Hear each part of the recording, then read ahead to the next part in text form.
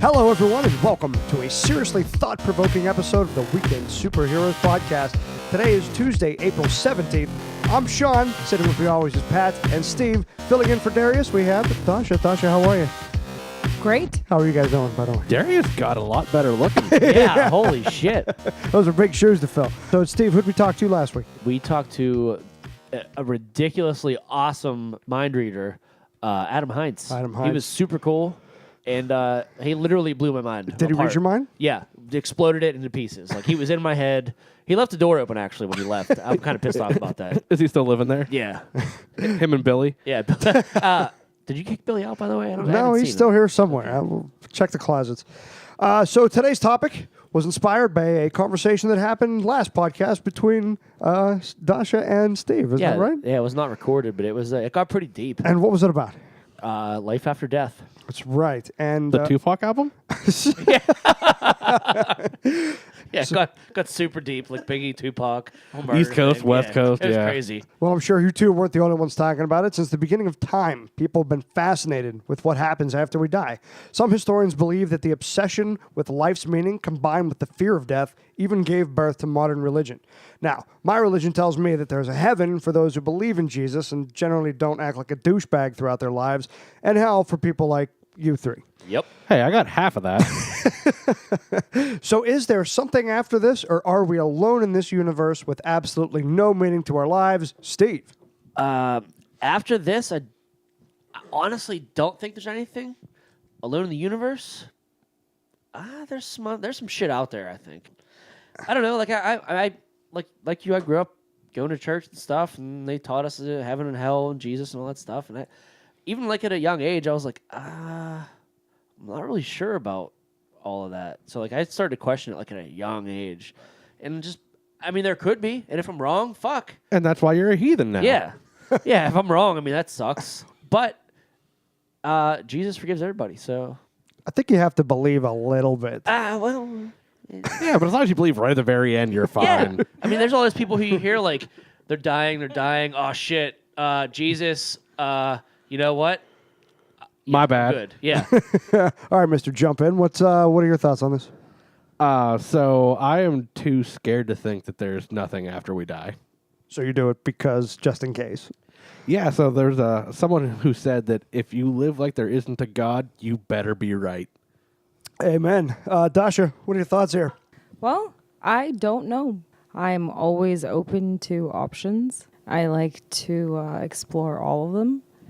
But some of the tales told, in my opinion, are very man-made. And they just don't seem realistic. Super well said. So what would be your ideal afterlife? Dogs everywhere. So many dogs. One giant podcast. That would be great. No, just mainly, in a sense, reincarnation. Oh, all right. That's a good one. Oh, wow. Okay. Yeah, everyone seems to like that. All right. Well, I'm sure by now we've all heard of people seeing a bright light before they die. So many researchers say this glow is due to the effects of something called anoxia. That's the oxygen deprivation, which can affect the optic nerves. Others suspect that the trauma to the right temporal lobe, the area of the brain that is responsible for perception, can cause the senses to malfunction.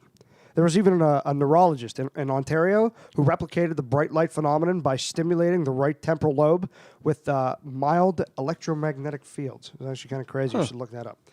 That's crazy Canucks. Though science can explain some of these experiences, we still don't have a full understanding of how human consciousness works. And whether you believe in an afterlife or not, what makes it so fascinating is that we don't know for sure. You can guess, speculate, or go off faith alone, but no one has ever come back from the dead and given a full account of what happens the moment they cease to exist. Or have they? 36-year-old Crystal McVeigh was in the hospital being treated for a rare pancreatic disease 3 years ago when she was accidentally given more pain medicine than her body could handle. Basically, I died of a drug overdose. Her heart stopped, and in the 9 minutes doctors worked to revive her, she says she was at the gates of heaven talking with God. I was standing in the most beautiful tunnel of light. There was no words. It was just effortless communication between us. So what you just heard was an ABC News story about a woman named Crystal McVeigh. 2009, doctors performed a routine procedure that triggered pancreatitis. She ended up with 110-degree fever, coded, and died for a full 9 minutes. When she finally came to, without any brain damage, mind you, she had a full account of what she saw, heard, and felt when she was dead. That's pretty crazy. This is not an isolated event. There have been thousands of these accounts, and they all describe similar detailed descriptions of every moment they'd experienced during what is now known as a near-death experience, or an NDE, as I will call it moving forward. I feel like the more that people talk about that kind of thing is that you hear it, and it's in the back of your mind that, like, that thing, that happens when you die. So, like, people are obviously, like, kind of coerced or pushed towards that direction. Like, they think they saw that stuff. Well, it paves the way for Yeah. that type of thinking. Okay. It does. Right. And it's easy. It's easy to write those off as hallucinations or heavy-duty mind tricks. However, the issue here is that these stories are all created after the patient has been pronounced clinically dead. Which begs the question, can there be consciousness of the mind when the brain is absent? Till now, the concept was that the brain is the producer of consciousness and the producer of memories. And when you study near-death experience, then you have to say, well, we have to reconsider this concept. And perhaps we should consider the brain not as a producer, but as a receiver of consciousness. And that's a kind of revolution. So that was cardiologist Dr. Pim van Lommel. He is from Holland. That's a lot of names. And welcome to the vegan superheroes. He has done some, Smoking a pancake? he has done some heavy research on NDEs, saying we have to reconsider what we know about consciousness. He's only focused on studying cardiac arrest patients because when the heart stops beating, all the brain function has essentially ended. Since NDEs occurs when the brain is clinically dead, we have to find a way to explain how the mind can function without the use of a brain. Is it really consciousness, or is it something else entirely? Well, Sean, you've been functioning without a brain for years. Yeah, Okay, so how's that work? There we go. So near-death experiences, or as Sean will call them, NDEs. Going forward. As the cool kids say. Yeah. They were happening all over the world, but it turns out that no one put them together until the mid-1970s. Turns out there was this guy, an American psychologist and philosopher, Dr. Raymond Moody, which psychologist and philosopher, I mean, he's a ton of fun at parties, I'm sure. Yeah. Can't wait to talk to that guy. Yeah, he's actually the one who coined the phrase near-death experience in his best-selling book titled Life After Life, which I think Tupac then ripped off for his album title. But in it, he had an account of 150 people who reported near-death experiences. Now, that being said, he does have his critics. Turns out that Dr. Moody is a strong personal believer in the paranormal, so there's probably a little bit of bias there. I'd say so. And it turns out he was also accused of cherry picking, which in the research field means that if he found something that didn't fit his hypothesis, it just didn't get included. Doesn't exist. Yeah, that'll do it. Yeah. Well, with that, you're welcome to call bullshit. In fact, I want you to stay skeptical. But there was a professor, look him up. His name was Professor Bruce Grayson. He was actually one of Moody's former students. He wanted a more objective way to look at these experiences. Because if it happens once, it's by chance. Twice, it's coincidence. But if the same thing happens 3 or more times, it's called a pattern. So he came up with something called the NDE scale. It was a checklist of items to ensure stories that we were hearing were in line with what we knew was a real near-death experience. Now, Grayson came up with about 16 common elements, later whittled down by Dr. Pim van Lommel from Holland, who we heard earlier, to about 10 prevalent components of an NDE. So people who have NDE, as you said, going forward, almost always report the awareness of being dead, having an out-of-body experience, and seeing your own lifeless body, which that, to me, is fucking crazy. And having the feeling of strong positive emotions. Stared at it, and slumped over the steering wheel was my body.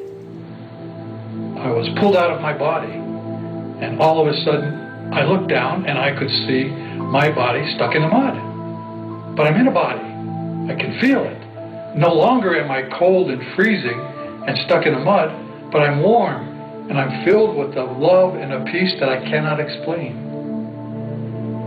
Next thing I knew,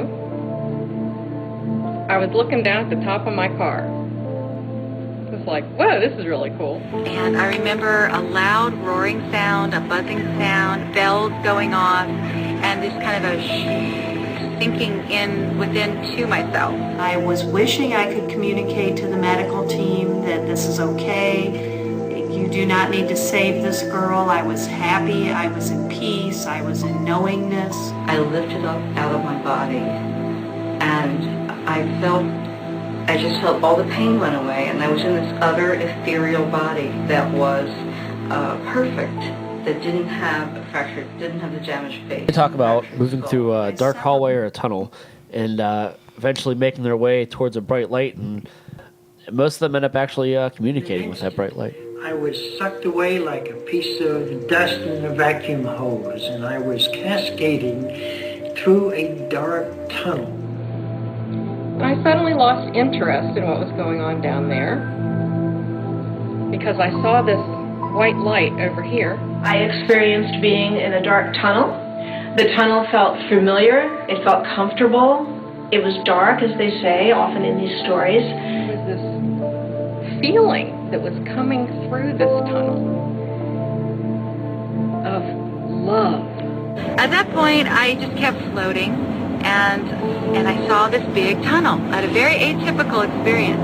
Big tunnel with a light at the end of the tunnel. And there before me was this being of light, which had previously appeared as just a little white dot at the end They of the tunnel. report meeting with deceased people, and then, there's like the game shows were like, yeah, this is your life. Yeah, they have an open review of your entire life. Oh, fuck that noise. At all parts of the sphere, up, down, sideways, left, right, all over, were miniature motion pictures of my lives and what was going on. And I could see, I could touch, I could feel, I could sense every emotion that was taking place in all of those lifetimes. And I started seeing my life pass by, my infancy, my childhood, and I felt good about it. I'm watching myself, oh, I remember that. And I'm sorry, that was bad. God's response was just more than I could understand.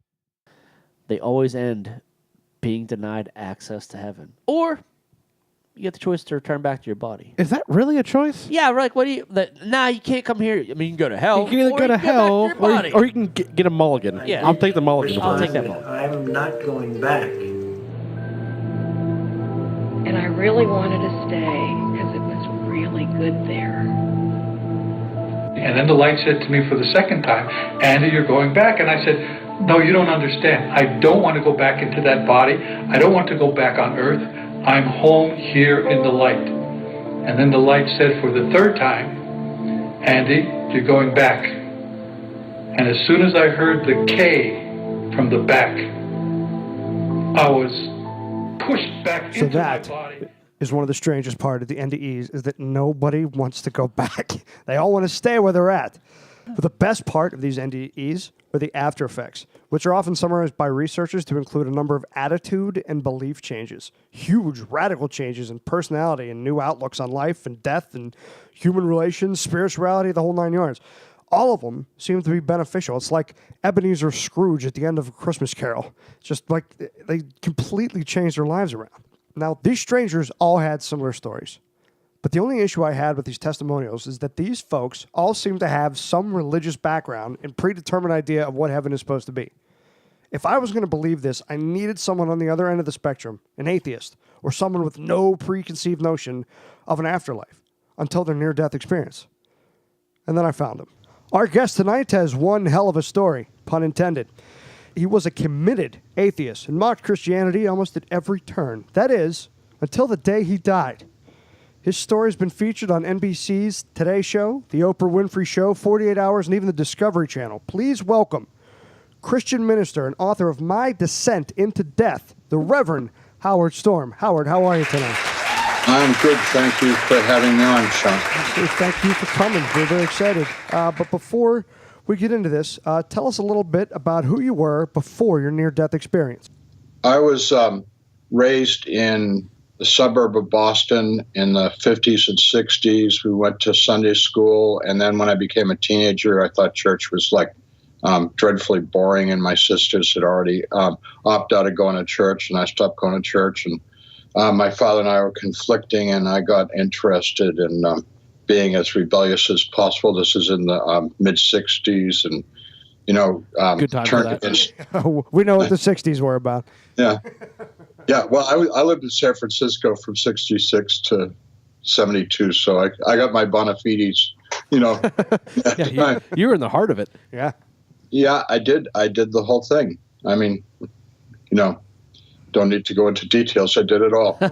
We'd love you to go into detail. And remember, this isn't a daytime talk show. You're talking to millennials, those idiots that walk around like they rent the place. Yeah, them. Well, basically, what Timothy Leary said, turn on, tune in, and drop out. That's what we were basically doing. Drugs, sex, and rock and roll was like our faith. Our life, and it's just pure hedonism. I mean, we lived for pleasure, lived for sensation, and we thought that the world was basically a terrible place. This was the era of the Vietnam War, and everybody, of my generation, they were against the war. The most heated people against the war were the guys that came back from Vietnam. They were the ones that were really rabidly against the war, and so we were just living for ourselves. I was an art student in San Francisco, went to the University of California, Berkeley, did my graduate work, and got a job in Kentucky as an art professor. And I was a committed atheist. I had a wife and kids, and I was going to try and make it as an artist and make a living as a professor at a university. Okay, so let's talk about the day you died. How did it happen? That was June 1st, 1985, and I had been taking a group of my art students around Europe. We had been gone 3 weeks, and this was the next to the last day of our tour. And on that Saturday morning at 11 o'clock, trying to rally the late sleepers together to make one more museum visit, and they were all exhausted going to museums all over Europe. I had a perforation of the small stomach, which is a hole burst through. That's probably due to an ulcer. And it hurt more than any pain that I'd ever experienced before in my life. And it just took me to the ground, and I was cussing, screaming, yelling, thrashing. And my wife called called the desk, who called a doctor, and he came right away, knew what was the matter, told me that I had to have surgery immediately, and called for an ambulance. They took me to the big General City Hospital in Paris, and I was taking an emergency room exam, and they said that I had to have the surgery now. If I didn't have it in a few hours, I'd die. Doctors in the United States all told me that was, in fact, the case. It was pretty critical. And they sent me off a few blocks away to the surgical hospital and put me in a room to await the surgeon, who never showed up because it was the weekend. Oh, man. Socialized medicine. Wow. So not only did I never see the doctor that day, there was no one to prescribe anything, and I hadn't been given any kind of medication at all. Absolutely nothing. Nothing means nothing. Like, I didn't have a pillow, I didn't have a top sheet, I didn't have a blanket. I was just like laying on this bed because I thought any minute this surgeon was going to show up and I was going to have the surgery. So the pain just got worse and worse. It went from like horrendous, unbelievable pain to many times worse than that, because the stomach acid was migrating from guts, and I was digesting myself. Oh, gosh. And it feels like fire. How old were you? 38, which is like a great time to be alive. I was strong and healthy. I thought I was healthy. Wow, that's crazy. Part of the problem. I brought some of this on myself. I was drinking a lot of gin, neat. Eating anything and everything, without any reservation. I just lived to the max. I thought that was what life was about. You're describing my life right now. Yeah, so you're really hitting home. You're hitting a little too close to home. So then what? Yeah, then what? So at 8:30 that night, a nurse came into the room and said that they were sorry they were unable to find a doctor. Now, I had far exceeded my life expectancy according to every doctor I've ever talked to. And because, I'm fast approaching 10 hours here. And doctors told me that my maximum survival rate would have been 5 hours. So it was really hard to breathe. The nurse said they were unable to find a doctor and they'd try and get one the next day, which would have been Sunday. So I knew it was time to bail out, and I didn't believe in anything. So I just thought, okay, it's the end. So I said my goodbyes to my wife and tell my parents that I loved them and my sisters and all that. And she finally sat down and cried, and I closed my eyes and went unconscious. And I don't know how long I was unconscious, of course, but to my amazement, all of a sudden I was standing next to the bed. And I felt great, no more pain, and I just felt better than I'd ever felt in my entire life. And I was completely intact in every way. And I tried to communicate with my wife. I didn't realize it, but she didn't see me standing there yelling and screaming and cussing at her. And I tried to contact a roommate I had, and he just looked through me as if I didn't exist. And the disturbing thing was that there was a body in the bed that I'd been in, and it looked remarkably like me, but I would not accept the fact that it was me, because you can't be standing in a room looking at your body lying in a bed. Yeah, that's crazy. That doesn't compute. Right. No. So what did you think? You saw a body in a bed that looked like you. You're in a hospital in Paris. You just said goodbye to everybody. What did you think at this time? I need a gin. I thought neat. I thought somehow they had made a mannequin of me and put it into the bed to mess with me. Wow. But I thought, why would they go to all that trouble? I mean, they don't even know me. I mean, that's like a lot of work to just mess with me, Yeah. I mean, we're laughing, but if you don't know what's going on, I mean, that's a reasonable explanation, I right? guess it's the only explanation you could have. I also knew that was pretty improbable, but anyways, it was the best I could come up with. And then I heard people calling me outside the room by name in English. And so I went over the doorway of the room, and there was a group of people out there, and they were calling me.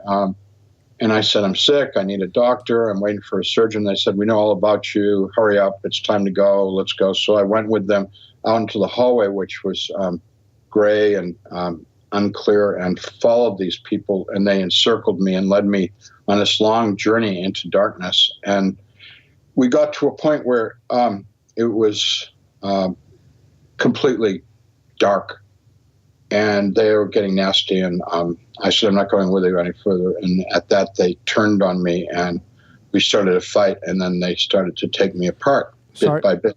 Sorry, before we move forward, what did they look like? I was like, were they dressed like hospital yeah, people? right. Like, what did they look like? Yes. To you? They were all dressed like hospital personnel. They appeared to be wearing hospital clothing. I mean, it was just, everything was very gray, and there were men and women. There were no children, and they just looked like normal people. Wow. Okay. And they spoke English, so that was... Yeah. And I thought that was weird because we were in Paris, Why do you say no children? I think it's important that in that place there were no children. I never saw any children. I don't think children would go to hell anyways. Were there children in the place where you were before? You mean the hospital? Yes. Yeah, I think... No children in the hospital either. Okay. Just asking. Okay, so they led you down a hallway. You didn't like where you were going. You fought back. They fought you. And then what happened? So eventually, they turned me into a piece of roadkill. I was just lying there all ripped apart.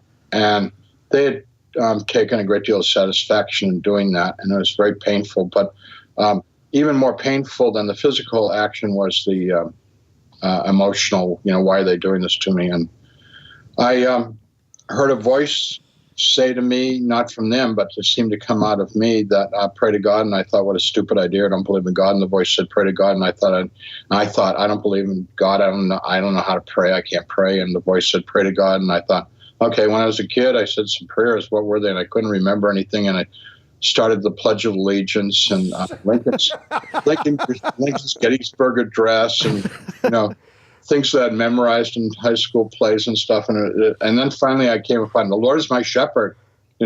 That's better. It's better than 4 years ago. I guess. Right.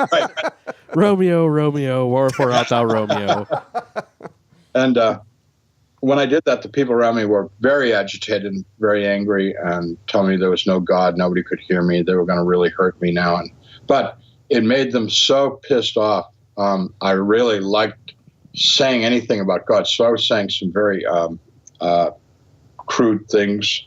God's going to get you, you suck, he'll beat your ass and stuff like that.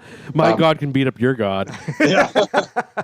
Well, they didn't have a God. They were their own gods. So they left me there, and in that place, I thought about my life and thought about how I wasn't anything that I had hoped to be. Okay, so they left you in a dark room. Who did you think they were?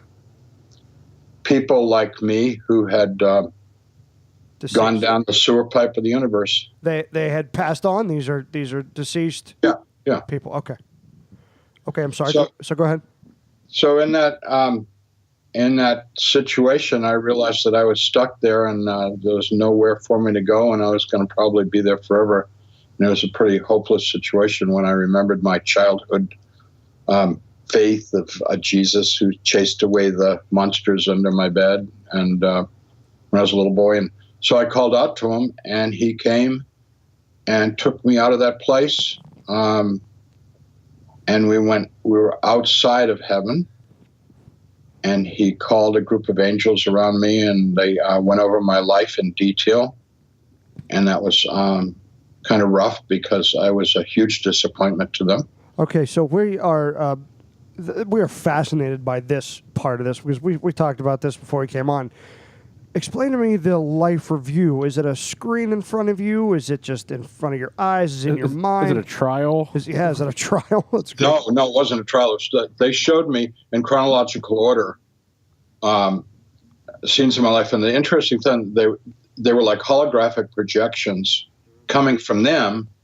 And one of the features that I thought was interesting, they had the props, like me and my mother sitting at the kitchen table, but the rest of the kitchen wasn't there. It was just me and my mom and the table, talking. Wow.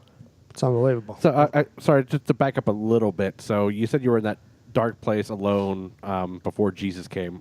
Obviously you don't know how long really passed, but how long did you feel you were in that place? Well, the interesting thing is that I very clearly was aware that I had no sense of time. So it was a long, long time. Wow. Without time. Okay. Very cool. Okay, so continue. So when we got through the life review, I realized that what I had been created for was to care about other people, to be a kind and compassionate human being. And I had missed that whole point and thought life was about me fulfilling my own desires. I was a self-centered, manipulative, successful American guy, And the American dream. Yeah. And that was a huge disappointment to them. So Jesus said, do you have any questions? And I said, I got a million questions. So I asked all my questions. Everything I asked, he answered and took me places and showed me things, and it was wonderful. I guess you couldn't give us one of those secrets right now, could you? Well, they're not secrets. I mean, I think the most important one was at the end of all that question and answer thing, he told me that I had to come back to this world, which was, I argued as strongly as I possibly could to not come back to this place. And I wanted to go to heaven because heaven's really fun and interesting and exciting. And this place has its downside. And I was trying to point that out to him. And I said, so what do you want me to do if I come back? And he said, love the person that you're with. And I said, okay, fine, got it. What else do you want me to do? And he said, no, that's it.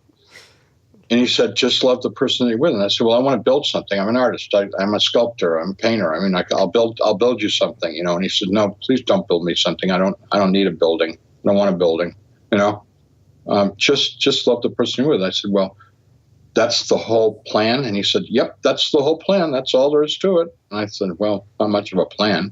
But he said, it's God. He told me it's God's plan. And I went, oh, well, if it's the big guy's plan, then I guess I got to go with the plan.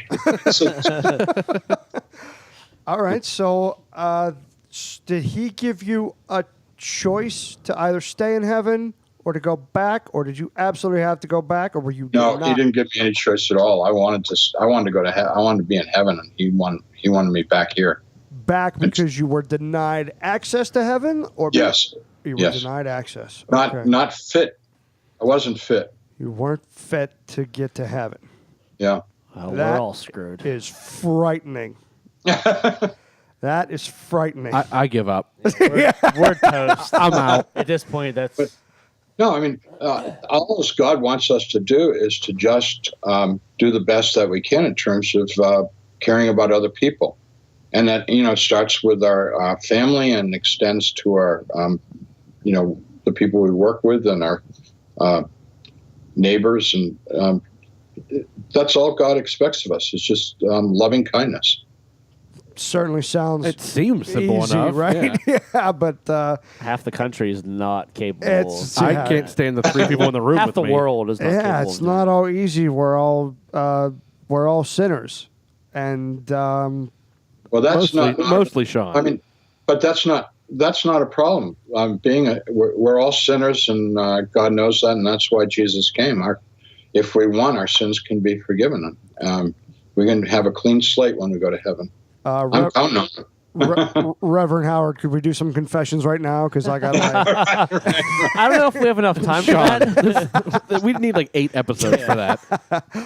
Okay, so you were denied heaven, and did you jump back into your body? How did that work? No, he just sent me back, and it was a real shock because I went back I went from ecstasy back into the body of pain, and it took my breath away. And immediately when I came back, the nurse who had been in the room at 8:30, it was now around 9 o'clock at night, she came into the room and said, "A doctor's arrived at the hospital and you're going to have the surgery." So I had the surgery at 10 o'clock that night, which was important because I needed some fixing going on in my gut.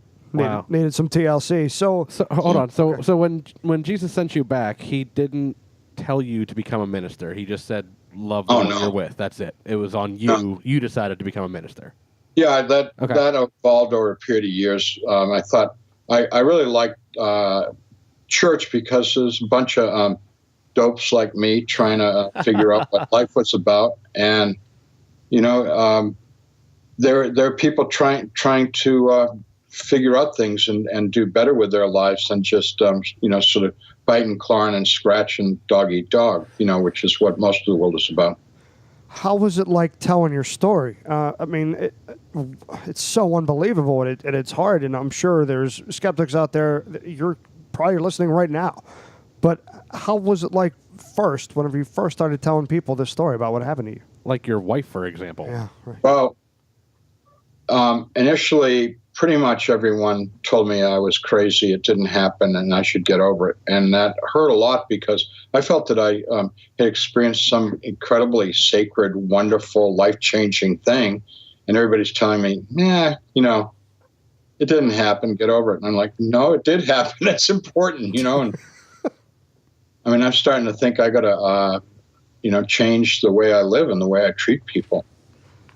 And do you think you did that? Did your life take a full 180? Obviously, you're a Christian minister now, but do you think that you are doing what God told you to do?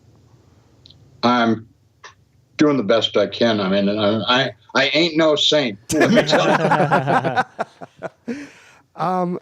So many people have experienced these NDEs. We just went over case by case, but why you?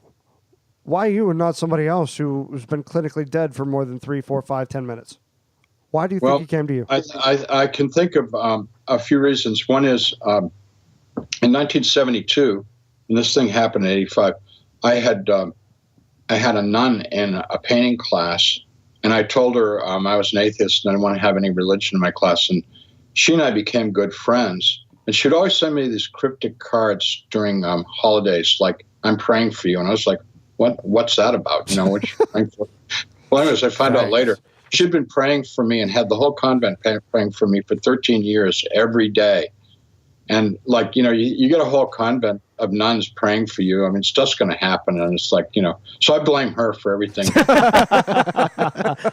Maybe you could put in maybe 4 names. Yeah, right. I was going to say, does that convent take requests?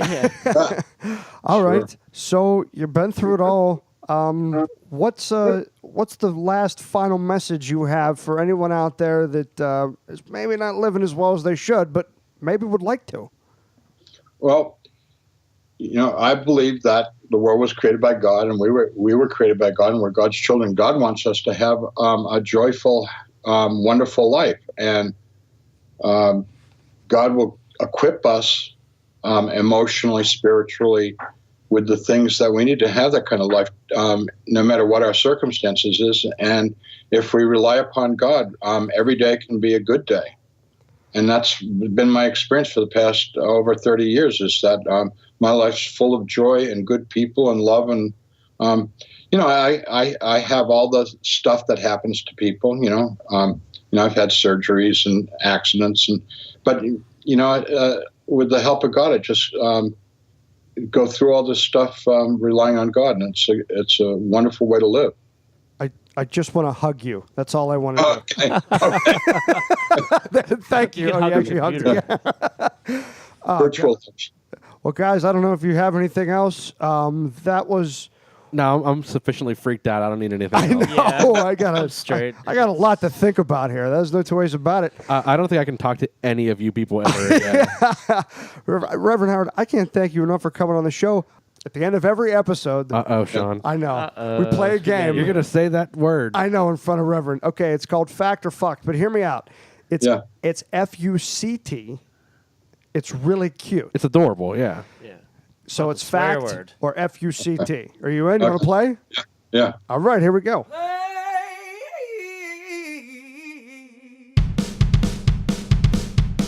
Fact or fucked? Dasha. The study of the brain structure and function is called neuropsychology. Fact or fucked? I'll have to go with fact. Fact. Reverend Howard. Fact, it is. Very good. He just shook his head. In case you remember, this is an audio-only podcast. Sorry. Nice job. Steve. Here we go. Founded in 1978, the International Association for Near-Death Studies still holds annual conferences about NDEs in major U.S. cities. Fucked. Fucked. Reverend Howard? Fact. That is a fact. You don't know the INDS? You're killing it. You are I told killing you I it. was going to lose. Pat, according to Zoroastrianism, your afterlife is determined after you cross the bridge of judgment that will either broaden or narrow as you walk, depending on how you lived your life. So based on Zoroaster, so I would say fact. Fact. Reverend? Fact. That is a fact. He is killing it, everybody. 3 more and we'll let you go, I promise. Yeah, but he has Jesus whispering in his ear. He's cheating. Yeah, that's cheating. Hey, it's true. Dasha, in 1991, a romantic comedy was released titled Defending Your Life and was about contending your life's actions in limbo and featured Albert Brooks, Meryl Streep, and Rip Torn. Rip Torn, huh? All those beautiful names. Fact? Fact. Reverend Howard. No, fuck. It is fact. Oh, wow. I didn't think the cast was accurate. Yeah, no, I know absolutely. that I saw the movie, but I don't remember all those people. Albert Brooks, Meryl Streep, and Rip Torn. Listen, that movie had such an effect on me. It's one of the reasons I did this, because I will never forget it. That's why this life review thing is like, still, it hurts me inside. Yeah, you're clearly become a better person. I have so many questions. You've been a Rip Torn fan since then, huh? All right. He's been Rip Torn since Rip then. Torn. Steve. Hey. The instrument used to monitor and record brain activity is called a sphygmomanometer. Oh, God. I want to... Oh, gosh. I want to say fucked. Reverend? Yes, I agree with fuck. That is a fact. Look at Damn. that word. That's a crazy word. I didn't think there was any way that you would pronounce That is wrong. That's right. A sphygmomanometer is a blood pressure gauge. You should say We'll have to by look that up. the I think abbreviations. I think you're wrong. We'll look it up later. All right, we'll look it up. What? Abbreviations? Abbreviations I'll stick with next time. Last one, we got to let him go. Ready? Pat. In 1504, Bosch, a Dutch painter, created a 3-dimensional painting showing angels escorting people out of the darkness and through a bright tunnel.